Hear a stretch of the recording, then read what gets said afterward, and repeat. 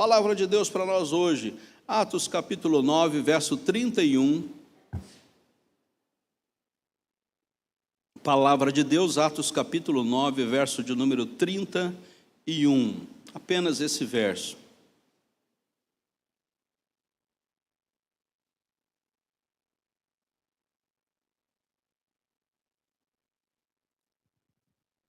Palavra de Deus, Atos dos Apóstolos, capítulo de número 9, verso de número 31. A igreja, na verdade, tinha paz por toda a Judéia, Galileia e Samaria, edificando-se e caminhando no temor do Senhor e no conforto do Espírito Santo, crescia em número. Meu Deus, obrigado pela Tua palavra que está diante de nós. Obrigado por esse dia separado para o Teu culto, Tua adoração. Obrigado porque podemos chegar até aqui, Senhor, e ter um tempo na unidade da Tua igreja, na comunhão dos irmãos. Estamos alegres, Senhor Deus, porque o Senhor tem feito grandes coisas por nós. Estamos alegres porque o Senhor tem nos dado do Teu Santo Espírito para nos conduzir em nossa vida cristã. Estamos alegres porque temos a possibilidade, nesse tempo aqui na terra, de Te servir e glorificar o Teu nome, através da nossa caminhada como igreja Tua.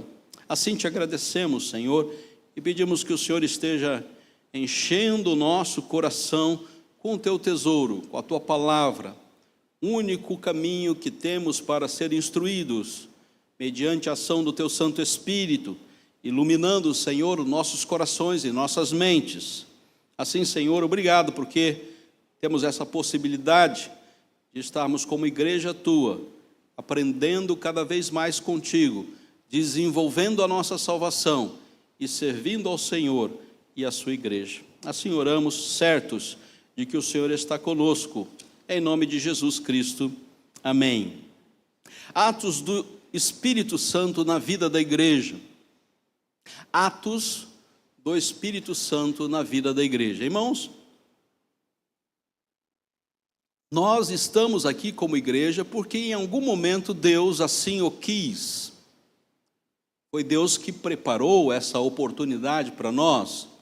Nós não inventamos a igreja. Não é uma invenção humana. A igreja é algo que está dentro do coração de Deus.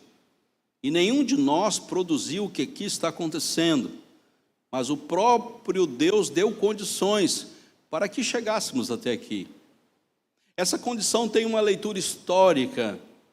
E ela está lá no Antigo Testamento, onde Deus mesmo separou um povo para que seja povo chegado. Após a queda do homem, foi necessário a intervenção de Deus na história, para que ele pudesse ter um povo que o adorasse, até chegarmos na glória definitivamente, onde essa glória será eterna. Mas no interim, entre a queda do homem até o momento final, para chegarmos na glória, foi necessário Deus separar um grupo de homens e mulheres que pudessem estar na sua presença para adorá-lo. E essa foi uma intervenção de Deus na história.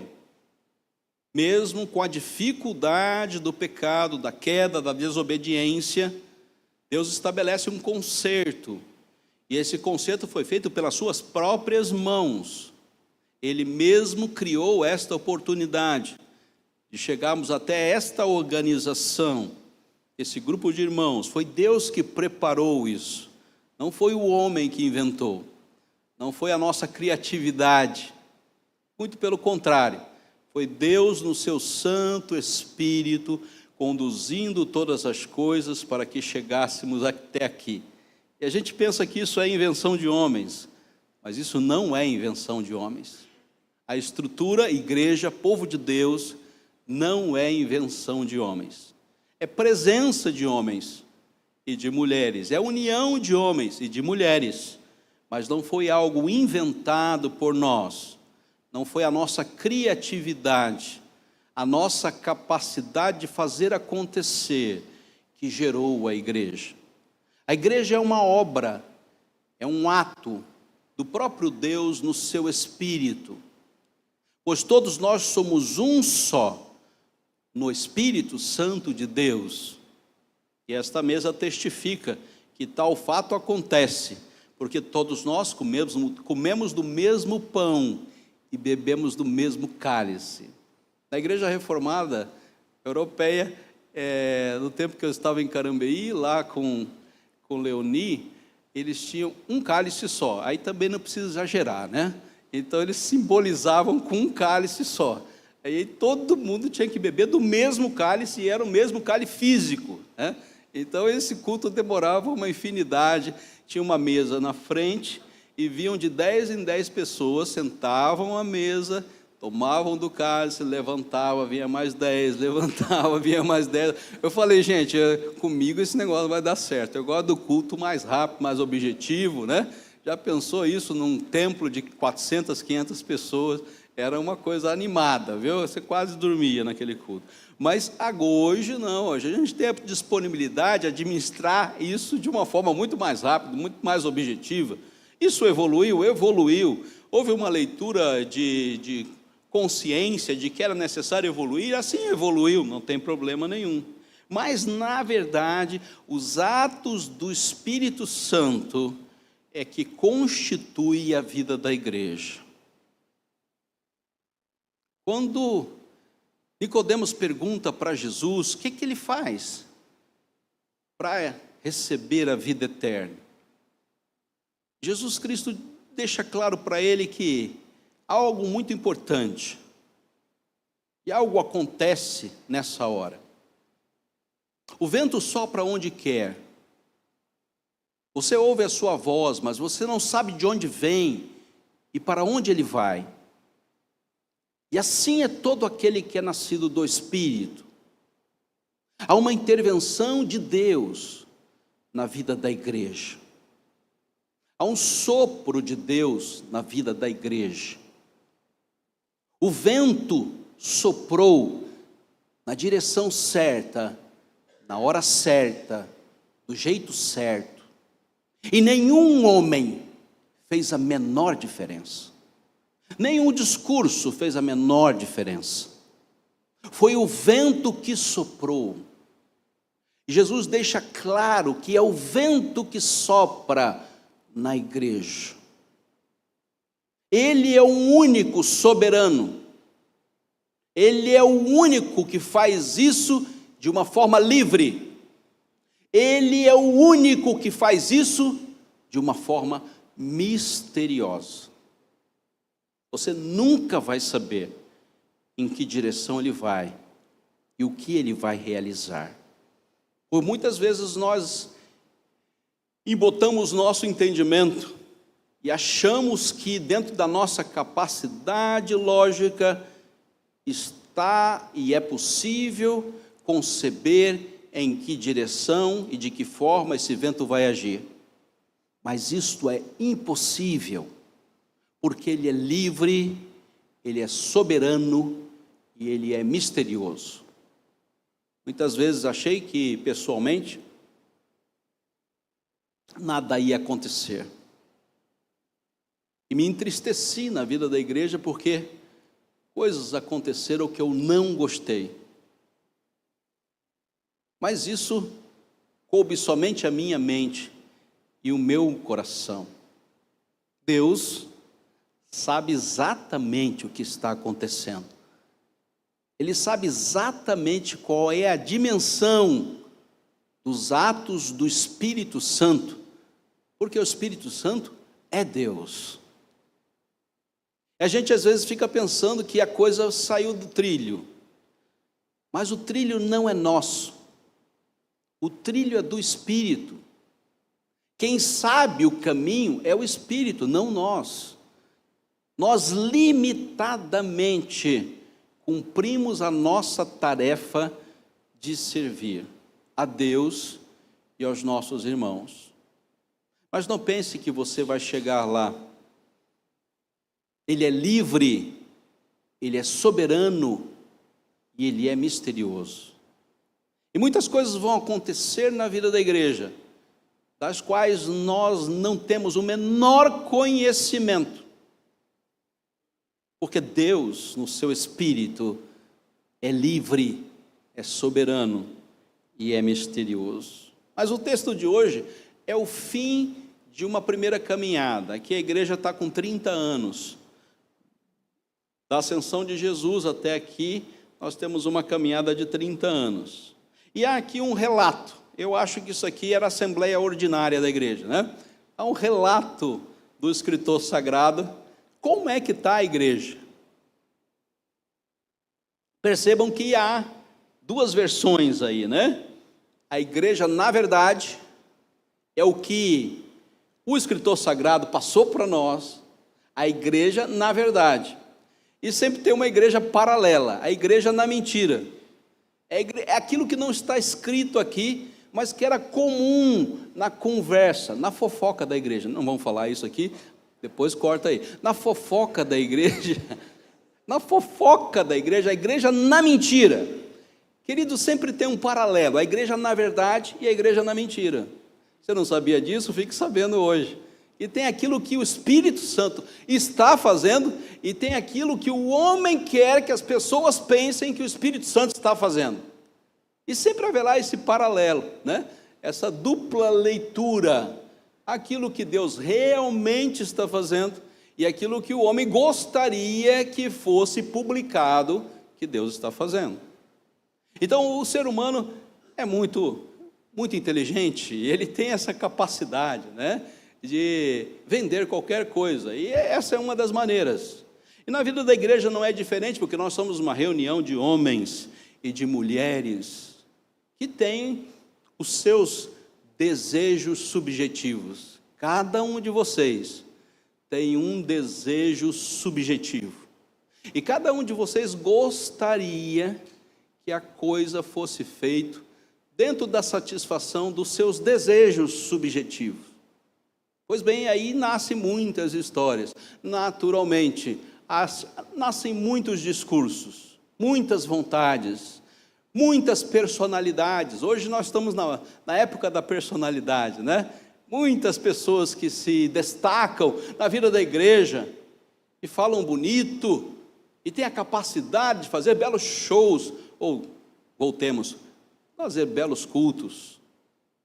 Hoje é um dia onde a igreja, na verdade, e você deve buscar, como já falamos aqui, o que está por trás, o que está por trás dessa igreja na verdade, e a igreja que eu gostaria que fosse a igreja da verdade. Então hoje em dia nós temos essa dificuldade como igreja. Numa assembleia ordinária não tem como, porque isso está tudo no papel, tudo é um relato daquilo que aconteceu. Então você sabe exatamente o que aconteceu e você sabe exatamente para onde esta igreja vai. A igreja, na verdade, não há nenhuma verdade fora de Cristo. Então a referência para a verdade é o Salvador Jesus Cristo. Então, você quer começar bem nessa leitura de relato da igreja em Atos? Tem que estar em Cristo Jesus, tem que estar no fundamento da salvação. A palavra de Deus é a história da salvação do homem, e se ela é a história da salvação do homem, ela está firmada em uma só pessoa, Jesus Cristo. Da primeira letra até a última letra da Bíblia, não há nenhuma outra sabedoria que esteve composta fora da pessoa do Salvador Jesus Cristo. A primeira letra e até a última letra estão dizendo para você: Jesus Cristo é o único Salvador. Diz a Bíblia que se tudo o que aconteceu na história da igreja fosse escrito, não caberia em todos os livros que foram escritos, em todos os tempos. E aí a Bíblia se torna uma suma. Deus junta as palavras que vão revelar a salvação em Cristo Jesus. E esse é um livro maravilhoso, que cada verso que você lê, você vê Jesus, você vê a salvação, você vê a glória de Deus. Queridos, que passar disso é acessório. E hoje a moda é valorizar o acessório e esquecer o principal. Tem discurso para tudo na Bíblia, mas Jesus já é um nome esquecido quando lemos a mesma. A referência é só Jesus. A pessoa que está aqui sendo revelada é Jesus. E toda a discussão e a amplitude filosófica desse livro se torna nada diante da pessoa salvífica de Jesus. A sabedoria de Deus é Jesus. Se você firmar isso no seu coração, meu querido, você vai chegar na glória. Você não vai sair de lá. Qualquer outra conversa não vai te levar para a glória. Mas essa é a única possibilidade de você chegar na glória. A referência da verdade é Jesus. Essa verdade é uma verdade transformadora. E essa transformação vem pela renovação da nossa mente. Aí está o problema. Essa danada da mente nos atrapalha. Como temos capacidade de voar nos pensamentos, nas ideias. E o próprio texto sagrado vai dizer: os meus pensamentos não são os vossos pensamentos. Ah não, pastor, isso é para o pessoal que está lá fora. Não, isso é para o pessoal que está aqui dentro. Porque quem pensa em igreja somos nós. O pessoal que está lá fora não tem nem capacidade de pensar em igreja. É o pessoal que está aqui dentro que pensa em igreja. E ele está dizendo: o pensamento de vocês não são os meus pensamentos. Então cuidado nessa hora, porque é necessário uma transformação de mente. É necessário que a mente velha seja desfeita e nasça uma mente nova, onde só Jesus Cristo é o nosso Senhor e Salvador. Nada mais vai complementar esta mensagem. Essa mensagem, essa verdade nos traz discernimento, que é a capacidade de dizer: isso está certo, isso está errado. E a Bíblia vai nos ajudar nessa hora. O que está certo, e o que está errado, está errado. Isso não muda, não tem meio termo na palavra. O que está certo, e o que está errado, está errado. Não será adaptada ao nosso querer. A igreja, na verdade, queridos, ela tem capacidade de discernimento. Percebam que não é o líder espiritual que vai discernir para você. O líder espiritual pode até sinalizar para você o caminho da verdade. Mas quem escolhe subjetivamente o caminho da verdade, caminha nele, é você. Cada um dará conta de si mesmo a Deus, e não tem outra oportunidade, e ninguém vai liderar a sua vida e conduzir a sua mente com pensamentos de devaneios é a direção certa, porque só você dará os passos. Então o discernimento tem que ser interno e pessoal. Você tem que decidir o que você vai fazer. Pastor, casa ou não casa? Eu falei: meu irmão, não sei. Tenho a menor ideia. Você quer casar? Eu não sei. Queria que o senhor me respondesse. Pastor, não vai responder, queridas e queridos. Não vai responder. Porque essa pergunta exige discernimento seu.